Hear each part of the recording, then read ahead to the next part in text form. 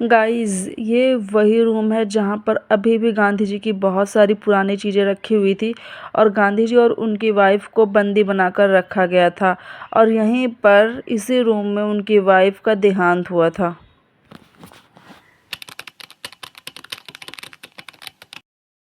Hello guys, welcome back my new vlog. What's up guys, I hope you all are well. तो आज हम आ गए हैं आगा खान पैलेस, जो कि पुणे में है और यहाँ की एंट्री फीस इंडियन सिटीजन्स के लिए 25 रुपीज़ है और 15 से जो कम एज के हैं उनके लिए फ्री है और सिटीजन्स के लिए है 300।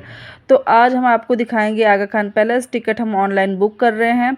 तो यहाँ से एंट्री करते हैं, देखते हैं अंदर क्या क्या है, क्योंकि हम भी फर्स्ट टाइम आए हैं और आपको दिखाएंगे और पूरी हिस्ट्री बताएंगे यहाँ की कि यहाँ पर क्या क्या है, कैसे हुआ, क्या हुआ।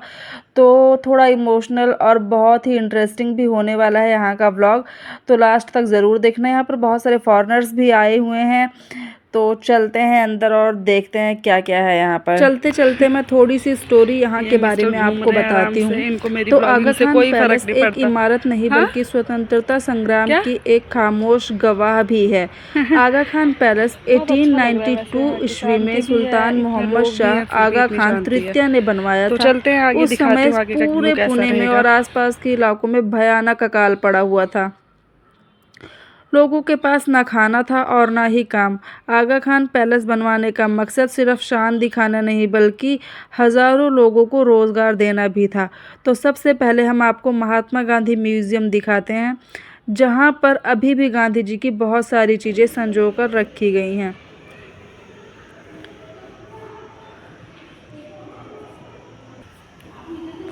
अगर कुछ चीज़ें मैं आपको डीपली नहीं भी बता पाती हूँ, फिर भी वीडियो में मैंने वो सारी क्लिप्स डाल दी हैं जिसे आप डीपली पढ़ सकते हैं। तो जो भी इंटरेस्टेड है यहाँ की पूरी स्टोरी और डीपली जानने के लिए, वो यहाँ की सारी वीडियो लास्ट तक देखें। और जो चीज़ें आपको कन्फ्यूज़न क्रिएट करती हैं, तो मैंने जितने भी पोस्टर्स यहाँ पर लगे हुए हैं वो सब क्लिप्स डाल दी हैं, तो वो आप डीपली पढ़ सकते हैं।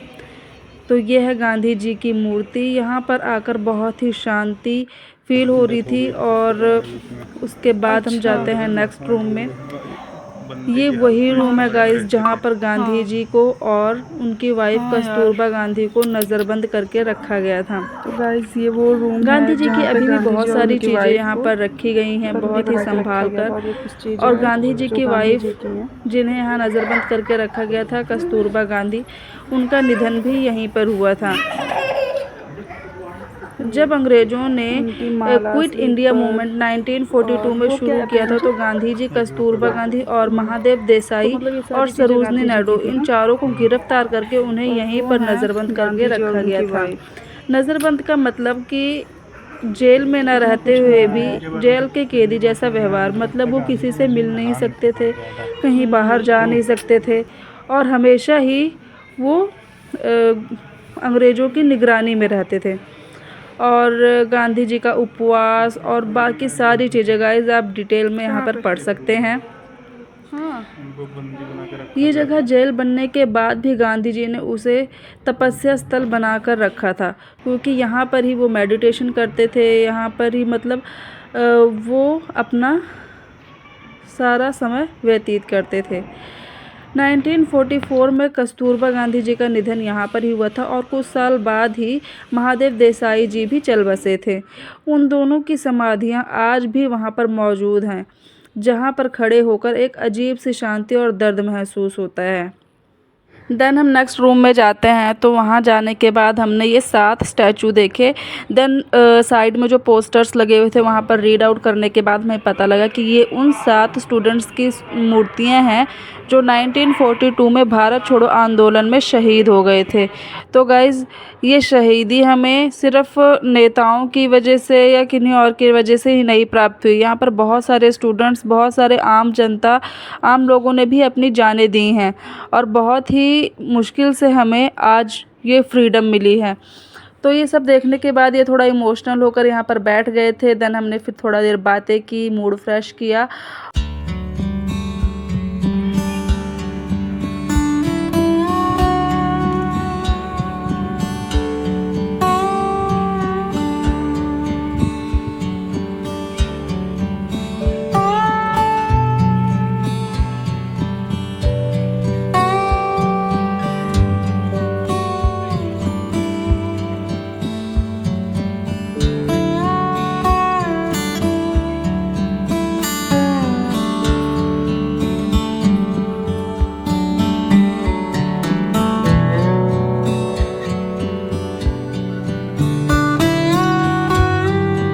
और गाइस मैंने आपको बताया था ना कि कस्तूरबा गांधी जी और महादेव देसाई जी का निधन यहाँ पर ही हुआ था, तो यहाँ पर ही उन दोनों की समाधियाँ बना रखी हैं। तो यहाँ पर समाधि स्थल है जहाँ पर शूज़ वगैरह उतार के जाना होता है, और यहाँ आकर ही इतनी ज़्यादा पॉजिटिविटी और शांति महसूस होती है जो मैं आपको इस वीडियो में नहीं दिखा सकती हूँ, ना ही मैं आपको बोल के बता सकती हूँ। तो अगर आप लोग पुणे आते हैं या पुणे में रहते हैं तो यहाँ पर एक बार विज़िट ज़रूर करें।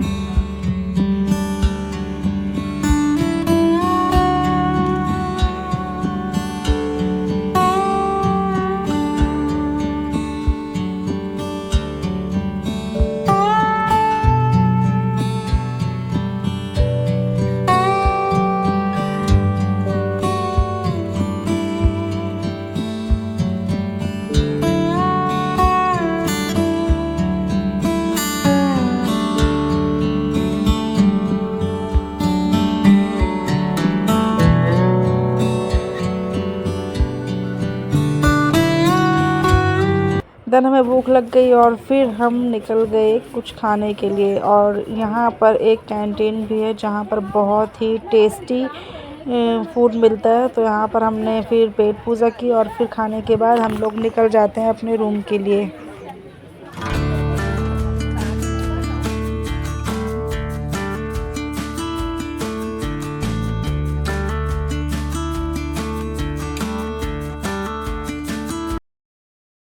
गाइस तो हम आ चुके हैं अपने रूम में, और धूप से आने के बाद तो भैया मन करता है बस लेट जाओ, बहुत आराम मिलता है गाइस। और इस इंसान को देखो, इंसान को देखो, विचित्र प्राणी जिसने मुझे दिन पर दिन लूटने का नया नया तरीका सोच रखा है।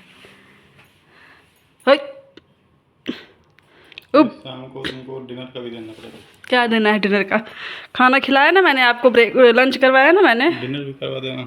लंच करवाया ना मैंने, dinner dinner dinner lunch dinner आप करवाओगे। और आज डिनर में कम से कम ना 1000 रुपये का खाना अकेले खाऊंगी। यही आपकी पनिशमेंट है ही नहीं मेरे पास, नहीं मेरे पास पैसा नहीं है मेरे पास, इसलिए शर्ट उतार रहे हो, ब्लॉग बन रहा है। तो गाइज मिलते हैं आपको नेक्स्ट ब्लॉग में, तब तक के लिए bye bye, see you, take care, bye.